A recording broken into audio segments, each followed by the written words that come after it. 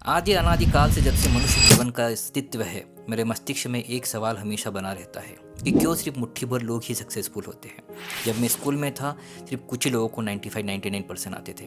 जब मैं कॉलेज में आया, कुछ ही लोगों का कैंपस सिलेक्शन होता था। और जब मैं प्रोफेशनल जॉब में आया, सिर्फ कुछ ही लोगों का प्रमोशन होता है। ऐसा क्यों नहीं कि बाकी जो है मेजोरिटी, ऐसा नहीं बोला कि सारे के सारे प्रमोट हो जाए, सारे के सारे 99% आए, मगर बहुत कम ही लोग क्यों ऐसे होते हैं। एक रीज़न तो मेरे दिमाग में उस टाइम पे था कि या तो हो सकता है वो मुझसे ज़्यादा बुद्धिमान है, ऑब्वियसली वो है, मगर वो सिर्फ एक रीज़न नहीं है। दूसरा रीज़न मेरे दिमाग में आया क्योंकि मैं आलसी हूँ, इसलिए नहीं हुआ होगा। पर ये भी एक अकेला रीज़न नहीं है, ये भी एक पॉसिबिलिटी है। पर जैसे जैसे हम आगे बढ़े और हमने साइंस के बारे में पढ़ा और जाना, तो it's not a fix thing कि आप बुद्धिमान हो तभी आप सक्सेसफुल होंगे, अगर आप आलसी नहीं हो तभी आप सक्सेसफुल होंगे, ऐसा नहीं होता है। फॉर एग्जाम्पल, मैं 2 रूल्स के बारे में बात करूँगा।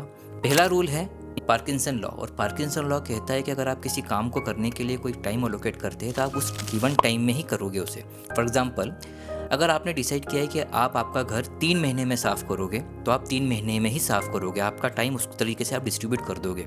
मगर आपने डिसाइड किया कि आप आपका घर 3 घंटे में साफ़ करोगे, तो आप उसको 3 घंटे में साफ़ कर दोगे, एक्स्ट्रा एफर्ट लगा के। और जो सेकेंड लॉ है वो है द पेरेटो प्रिंसिपल, जिसे 80-20% रूल भी कहा जाता है, जो मेरा फेवरेट है। यहाँ पे आपको जो 20% है उस काम पे फोकस करना है जिससे आपका 80% काम अफेक्ट करेगा। तो आपको थोड़ा दिमाग लगाना है काम स्टार्ट करने के पहले कि आपका फोकस एरिया क्या होना चाहिए।